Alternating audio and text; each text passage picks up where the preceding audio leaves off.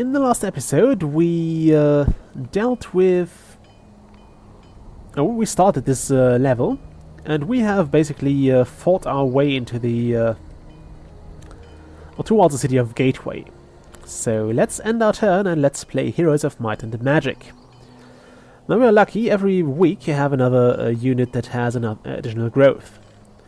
Sometimes you have other weeks, I think. Sometimes there are just weeks that benefit nobody. And other times you have, I think there's also the week of the Plague, which kills creatures.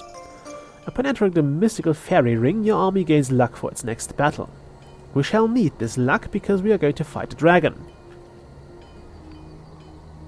I've also decided that since this is going to be a fairly long Let's Play, I mean I have a whole lot of games to cover and a whole lot of video footage to record. I'm going to save here. LP1. I like that font. It doesn't like more. Okay, fine. Don't let me take numbers then. I'll try not to do that. It's still only one dragon. That's fine. One dragon is certainly doable. I think they have a breath attack, so... Oh, I didn't even kill one. Okay, now the way that... Ow! The way that this works is you have units in stacks. I think I've explained it in the Heroes of Might and Magic 5 Let's Play in German. But yeah, you have those stacks. And so this is a stack of 15 pikemen, who will only be shown as one unit, but those are actually 15 pikemen all hitting this one dragon. Units are moved along this, I think it's a hex-based grid. It was in Heroes 2. So units are moved along this. They have a certain movement range, which is given by their speed.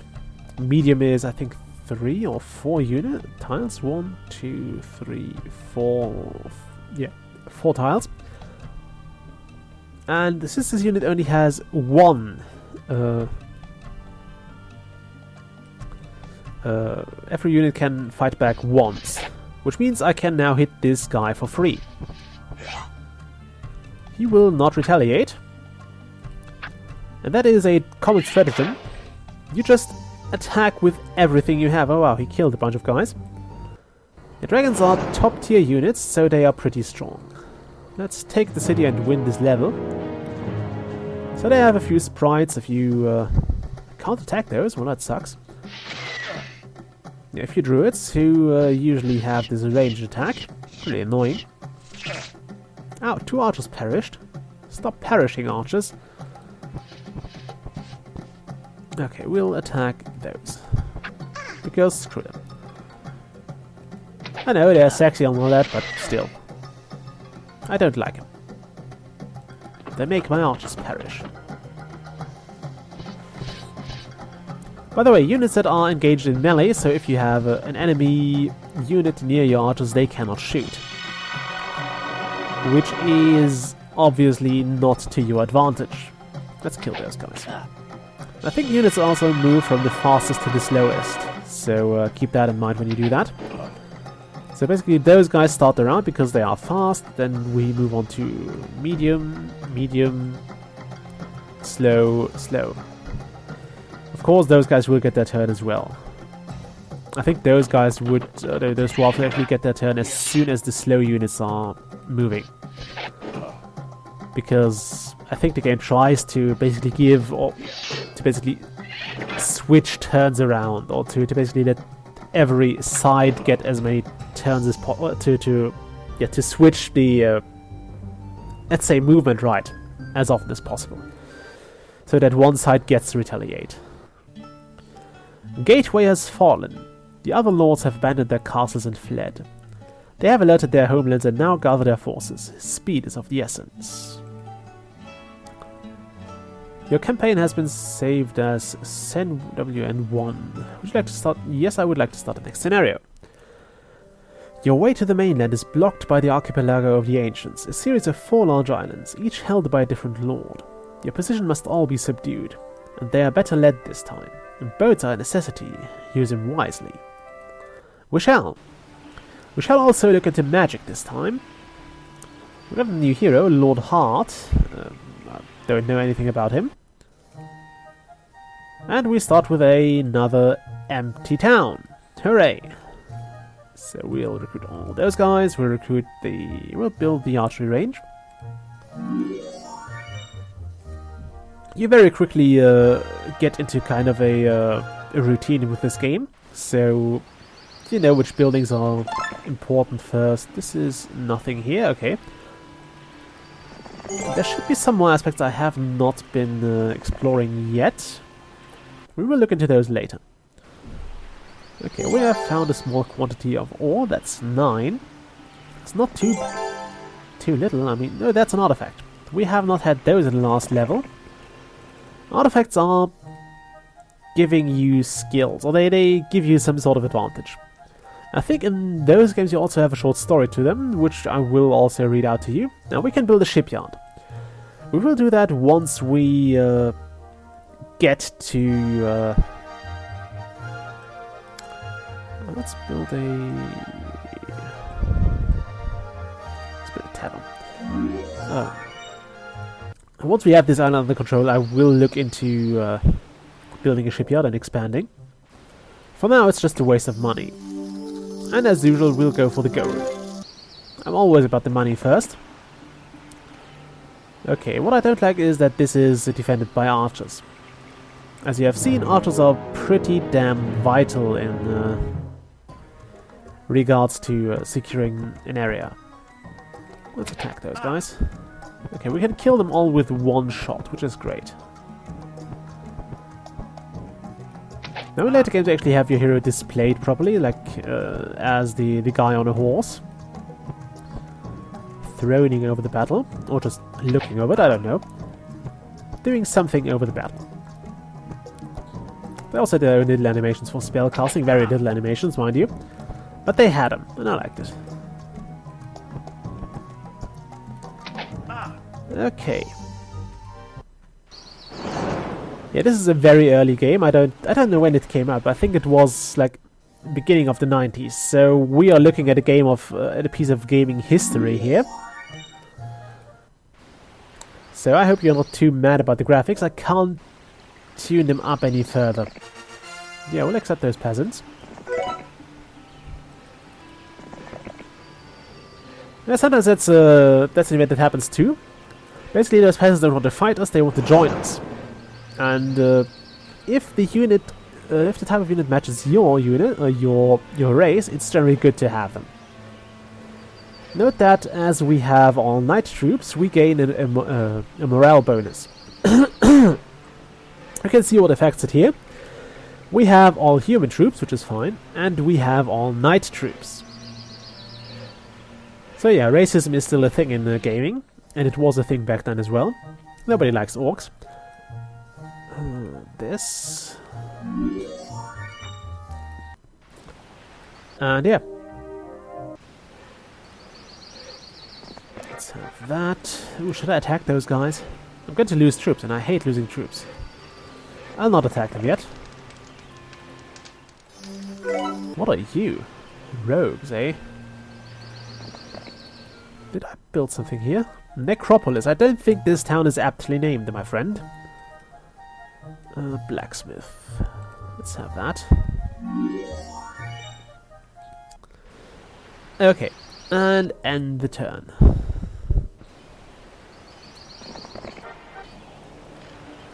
A horde of peasants, we have to fight those. But with 100 peasants on our side, I don't think this is going to be too much of a problem to deal with.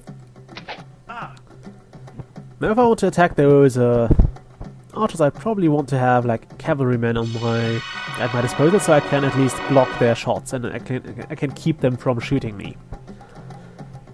Which is something you always want to do. You don't want to get shot. Being shot kinda sucks.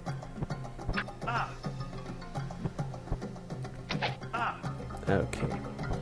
And by the way, I have bought this like I think a few months ago. It was somewhere last year. I forgot when. But I've basically tried to not play it until now because I kind of wanted to keep it, to keep the experience fresh for myself. Because I knew I wanted to let's play it at some point. So yeah, I haven't played this. This is all kind of new to me. Well, kind of. I mean, if you've played the games that came afterwards, you basically have a grasp on what is going on and what you can do. Okay, end the turn. Ooh, Hydras, that's not good. I presume the other units or the other guys will have access to those. Let's move the Mage Guild here. And something you want to do is you have to buy a spellbook. Now we can look at the spells we have. We can have Protection, which increases the defense of the selected creature. We can View Mines, which makes... I think it makes them show on the map. We can Dispel Magic, which removes, for example, the Blind spell that was affecting us last time.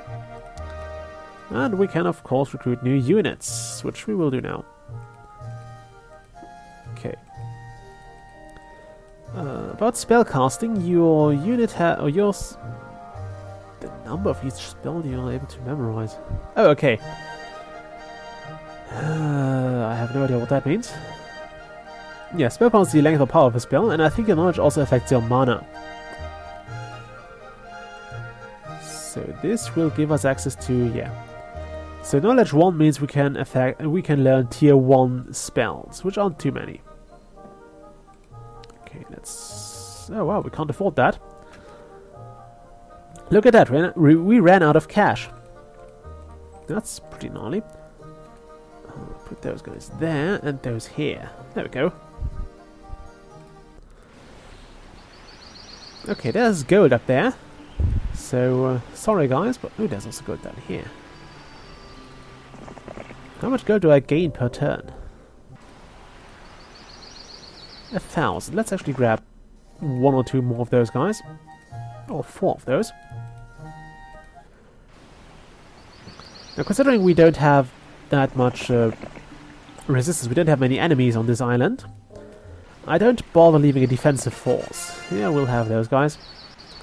Those units refresh every week, so it's generally worth having them. Worth paying this hut a visit. Okay, can you? You can't. I don't think there's a difference in range, so there's no point in going less squares than we can anyway. Yeah, you see now it's my turn, and then those just get their turns. Okay, we want to go here.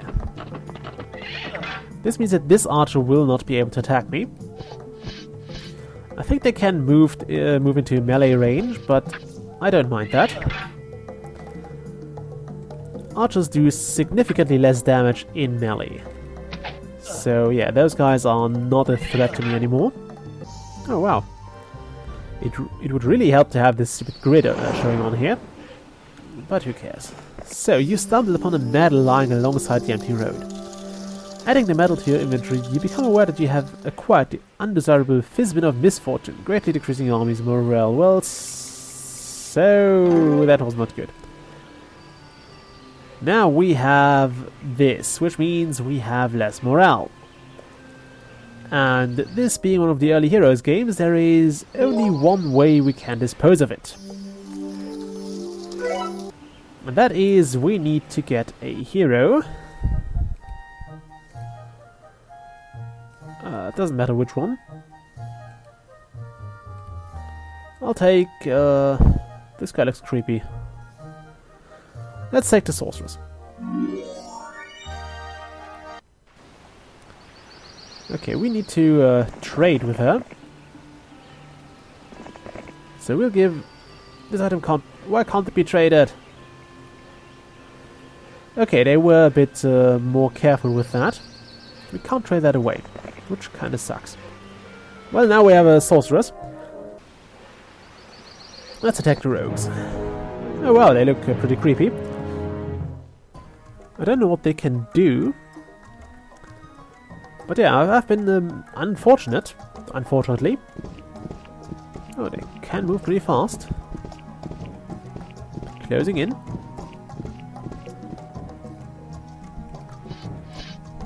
Okay, can I attack? I can't. the AI is doing a reasonable job. They try to do the same I do, which is basically stay away as long as possible and get the first strike. Like that.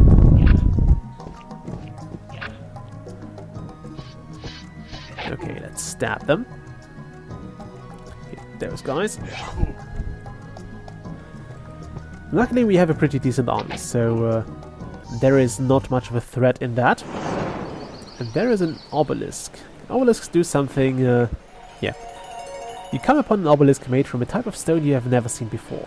Staring at it intensely, the smooth surface suddenly changes to an inscription. The inscription is a piece of a lost ancient map. Quickly you copy down the piece and the inscription vanishes as abruptly as it had appeared. This, my friends, is the puzzle map.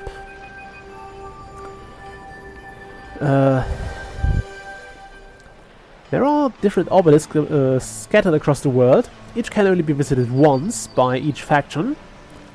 And the more you have, the more of this map will be revealed. And there will always be an X marked on the last parts that are revealed. It should be in this general area. And one of the flaws in the first... Well, I remember from Heroes of Might and Magic 2 was that it was always like in this tile. So once you had a bit of experience and you basically marked, or you could basically recognize this or one of the tiles, you could already get going on the artifact. Later on they changed that to a certain degree. I think one of the changes they made was that you could only... no, I can still move. Well, fine, I can still... Oh, yeah, over a bit here.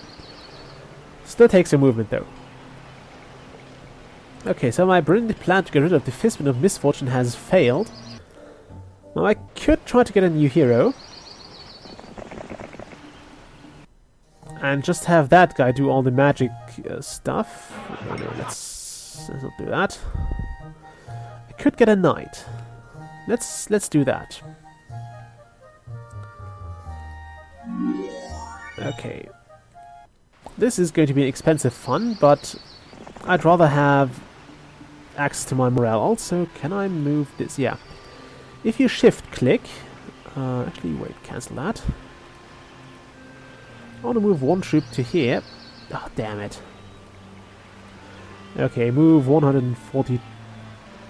142. Okay. I think you see my plan here.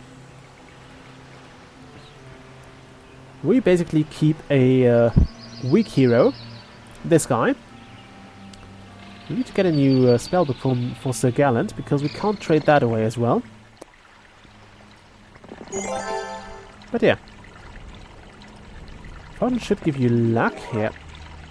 Oh, sorry, I should have read that out. Okay, can we build something else? Yes, so you can recruit a hero and buy something. Let's build a Thieves Guild. Just for the sake of completeness. Now in later games the cost for heroes actually increased, so you had to pay more for every hero you got after the first one. So 2 here. And I want to have a new spellbook. The spells are the same, so you get those as you go up in the ranks of the Mage Guild, but right now I don't think we actually gain much out of that. Okay, let's go here and see if we can get any new units. Yeah, we'll accept those guys. There's another obelisk and stone lifts. I don't know what they do. But you, sir, are for now... Okay, I can't move him. You are now the defensive hero. Also, I think my countdown... Yeah, my countdown's over, so I'll see you all next time. Bye!